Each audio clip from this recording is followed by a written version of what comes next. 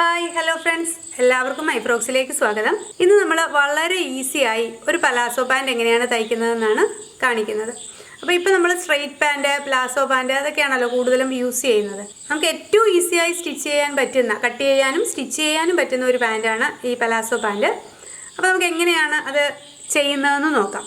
ഞാനിവിടെ 2 മീറ്റർ ക്ലോത്താണ് എടുത്തിരിക്കുന്നത്. അപ്പോൾ നിങ്ങളുടെ ലെങ്ത് അനുസരിച്ചിട്ടാണ് നിങ്ങൾ ക്ലോത്ത് എടുക്കേണ്ടത് കേട്ടോ. നല്ല ഹൈറ്റ് കൂടിയവരാണെങ്കിൽ അതനുസരിച്ച് കൂട്ടിയെടുത്തുകൊള്ളുക. അപ്പോൾ നമുക്ക് ക്ലാസ്സിലേക്ക് കടക്കുന്നതിന് മുമ്പായി ഒരു കാര്യം കൂടി, ഓണമൊക്കെ വരികയാണ്. അപ്പോൾ എല്ലാവരും സ്റ്റിച്ചിങ്ങും അല്ലെങ്കിൽ പർച്ചേസിങ്ങും ഒക്കെ സ്റ്റാർട്ട് ചെയ്തിട്ടുണ്ടാവും. കാരണം പലയിടത്തും ആഡി സെയിലൊക്കെ വന്നു തുടങ്ങിയിട്ടുണ്ട്. അപ്പോൾ നിങ്ങൾക്ക് സ്വന്തമായി ചുരിദാറോ ഫ്രോക്കോ ഒക്കെ തയ്ക്കാൻ ആഗ്രഹിക്കുന്നവരാണെങ്കിൽ, അത്യാവശ്യം റണ്ണിങ് സ്റ്റിച്ച് മാത്രം അറിയുന്നവരാണെങ്കിൽ പോലും നമ്മുടെ ക്ലാസ്സിൽ ജോയിൻ ചെയ്താൽ നിങ്ങൾക്ക് വളരെ ഈസിയായി സ്റ്റിച്ചിങ് പഠിക്കാം. ഓണത്തിന് സ്വന്തമായി ചുരിദാറും കുട്ടികൾക്ക് ഫ്രോക്കും ഒക്കെ തയ്ച്ചു കൊടുക്കാം. താല്പര്യമുള്ളവർ ഈ വാട്സാപ്പ് നമ്പറിൽ എന്നെ കോൺടാക്ട് ചെയ്യുക. വളരെ വിശദമായ ക്ലാസ്സുകളാണ് നമ്മുടേത്. വളരെ കുറഞ്ഞ ഒരു മന്ത്ലി ഫീസിലാണ് നമ്മളിത് തരുന്നത്. അപ്പോൾ താല്പര്യമുള്ളവർ ഈ നമ്പറിൽ കോൺടാക്ട് ചെയ്യുക കേട്ടോ. അപ്പോൾ ഞാനിവിടെ എടുത്തിരിക്കുന്നത് 2 മീറ്റർ ക്ലോത്ത് ആണ്. ഇതേ ക്ലോത്ത് ആദ്യം 2 ആയിട്ട് മടക്കി, വീതി ഭാഗം കൊണ്ട് 2 ആയിട്ട് മടക്കി, എന്നിട്ട് നീളമായിട്ടും 2 ആയിട്ട് മടക്കി. അതായത് ഇപ്പോൾ ലെങ്ത് വൈസ് 1 മീറ്റർ വീതമാണ് വന്നിരിക്കുന്നത്. വീതിയും കൃത്യം പകുതിയാക്കി മടക്കിയിട്ടിട്ടുണ്ട്. അപ്പോൾ ഞാൻ ഈ പേപ്പറിൽ ഈ ക്ലോത്ത് എങ്ങനെയാണ് മടക്കിയിട്ടിരിക്കുന്നതെന്ന് നിങ്ങൾക്ക് ഒന്നുകൂടി ഒന്ന് എക്സ്പ്ലെയിൻ ചെയ്യാം. ഇതിപ്പോൾ നമ്മൾ 2 മീറ്റർ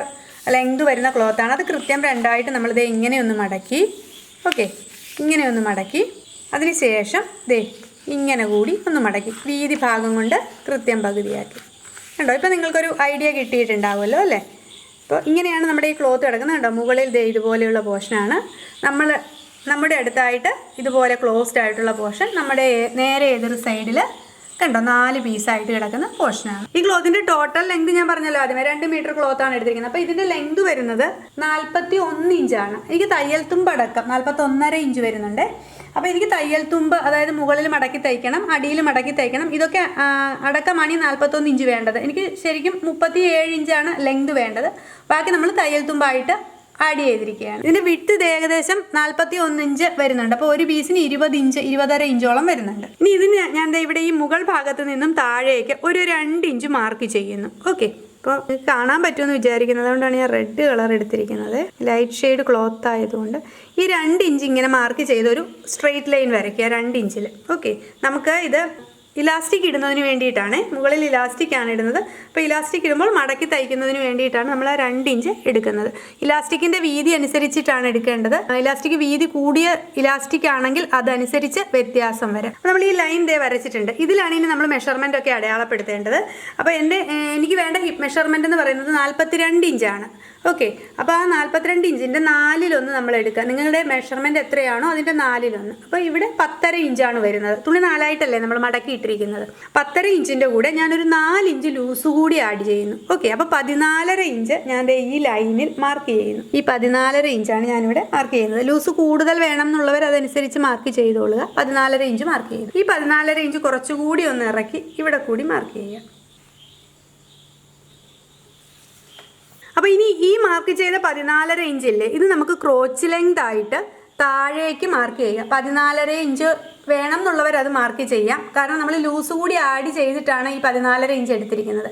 അപ്പോൾ ശരിക്കും നമുക്ക് വേണ്ട ഈ മെഷർമെൻറ്റിൻ്റെ കൂടെ ഒരു 2-3 ഇഞ്ച് ആഡ് ചെയ്ത് താഴേക്ക് മാർക്ക് ചെയ്താൽ മതി കേട്ടോ.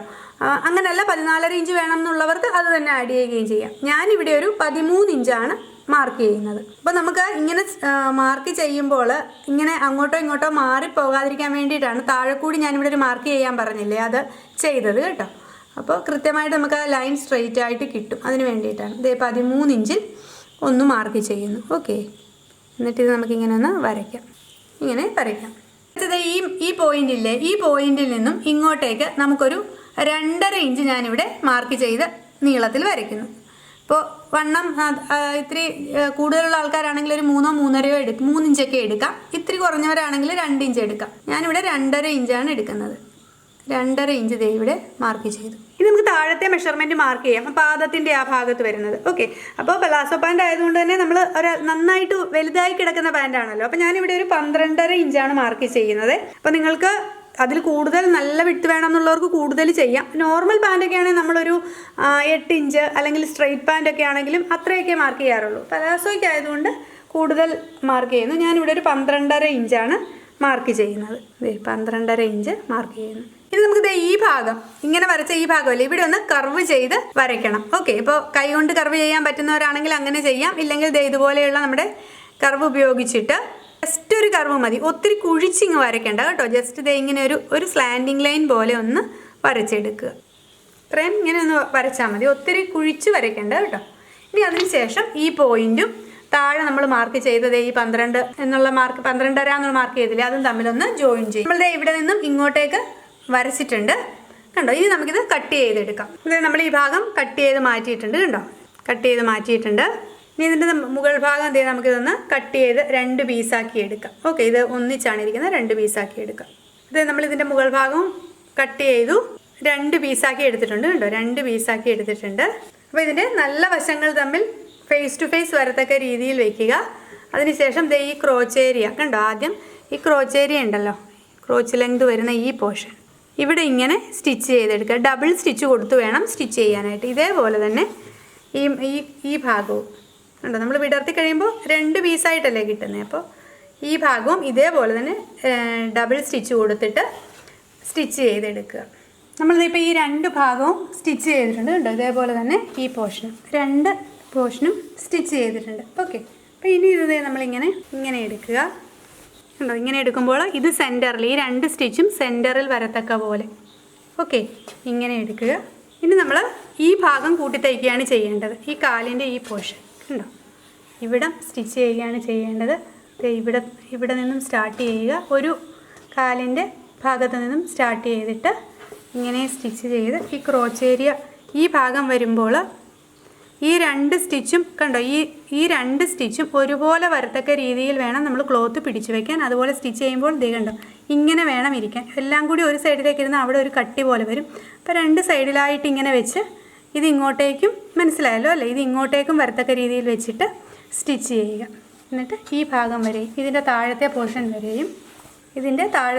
വരെയും സ്റ്റിച്ച് ചെയ്തെടുക്കുക. 2 കാലിൻ്റെയും അടിഭാഗം ഇവിടെ നിന്ന് സ്റ്റാർട്ട് ചെയ്യുക. ഇവിടെ നിന്നും ഇങ്ങനെ ഈ ഭാഗം വരെ സ്റ്റിച്ച് ചെയ്ത് ഇങ്ങനെ സ്റ്റിച്ച് ചെയ്ത് ഇതിൻ്റെ താഴെ വരെ സ്റ്റിച്ച് ചെയ്യുക.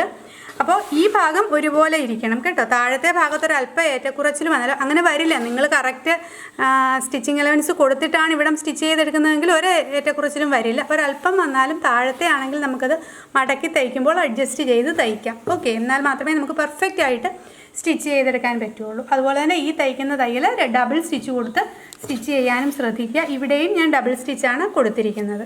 അപ്പോൾ ഇത് നമ്മളിവിടെ സ്റ്റിച്ച് ചെയ്തിട്ടുണ്ട് കണ്ടോ. ഇങ്ങനെ നല്ല വൃത്തിയായിട്ട് താഴെ വരെയും സ്റ്റിച്ച് ചെയ്തിട്ടുണ്ട്. ഇനി നമ്മൾ ഇതിൻ്റെ അടിഭാഗം മടക്കി തയ്ക്കാം. ഓക്കെ, അപ്പോൾ നിങ്ങൾ എത്രയാണോ തയ്യൽ തുമ്പ് കൊടുത്തിരിക്കുന്നത് അതനുസരിച്ചിട്ട് ഡബിൾ ഫോൾഡ് കൊടുത്തിട്ട് ഇങ്ങനെ മടക്കി തയ്ക്കുക. അതിനുശേഷം 2 കാലിൻ്റെയും അടിഭാഗം മടക്കി തയ്ക്കുക. ഇനി അതിനുശേഷം നമ്മളിവിടെ ഇലാസ്റ്റിക് കൊടുക്കുകയാണ് ചെയ്യുന്നത്. ഓക്കെ, അപ്പോൾ ഇലാസ്റ്റിക് കൊടുക്കാനായിട്ട് ഇപ്പോൾ ആദ്യം നമ്മുടെ ഈ അളവല്ല നോക്കേണ്ടത്, അത് പ്രത്യേകം ശ്രദ്ധിച്ചോളുക. നിങ്ങൾ എവിടെയാണോ പാൻറ് ഇടുന്നത്, വേസ്റ്റിൻ്റെ പോർഷനിലാണോ അല്ലെങ്കിൽ ഹിപ്പിൻ്റെ പോർഷനിലാണോ എവിടെയാണോ നിങ്ങൾ പാൻറ് ഇടുന്നത് ആ ഭാഗം മെഷർ ചെയ്യുക. ടേപ്പ് വെച്ച് മെഷർ ചെയ്യുക. ഇപ്പോൾ നിങ്ങൾക്കൊരു 40 ഇഞ്ചാണ് അവിടെ നിങ്ങൾ പാൻറ് ഇടുന്ന പോർഷൻ 40 ഇഞ്ചാണ് കിട്ടുന്നതെന്നുണ്ടെങ്കിൽ ഒരു 35 ഇഞ്ച് നീളത്തിൽ ഇലാസ്റ്റിക് എടുക്കുക. ഓക്കെ, മനസ്സിലായല്ലോ.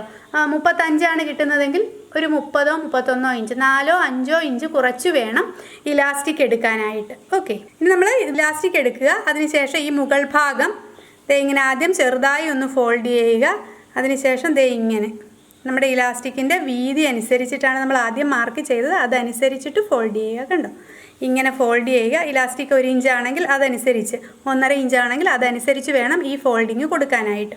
ഇങ്ങനെ ഫോൾഡ് ചെയ്ത് ഇങ്ങനെ ഫുള്ളായിട്ടും സ്റ്റിച്ച് ചെയ്തെടുക്കുക. അപ്പോൾ സ്റ്റിച്ച് ചെയ്യുമ്പോൾ നിങ്ങൾ സ്റ്റിച്ച് സ്റ്റാർട്ട് ചെയ്യുന്നത് ഇവിടെ നിന്നാണെന്ന് വിചാരിച്ചോളൂ. ഡബിൾ സ്റ്റിച്ച് കൊടുത്ത് കെട്ടിട്ട് വേണം തയ്ക്കാൻ. ഓക്കെ, എന്നിട്ട് ഇത്രയും ഫുള്ളായിട്ട് തയ്ച്ച് ഈ പോർഷനിൽ വന്ന് എൻഡ് ചെയ്യുക. ഇത്രയും ഭാഗം ഇങ്ങനെ ഓപ്പൺ ആയിട്ട് കിടക്കണം. ഇതുവഴിയാണ് നമ്മൾ ഇലാസ്റ്റിക് ഇതിനുള്ളിലേക്ക് കടത്തുന്നത്, അതിന് വേണ്ടിയിട്ടാണ്. ഓക്കെ, അപ്പോൾ ഇത്രയും നമുക്ക് സ്റ്റിച്ച് ചെയ്തെടുക്കാം. ഇപ്പോൾ ഇതിൻ്റെ മുകൾ ഭാഗം നമ്മൾ ഫുള്ളായിട്ട് മടക്കി തയ്ച്ചിട്ടുണ്ട് കണ്ടോ.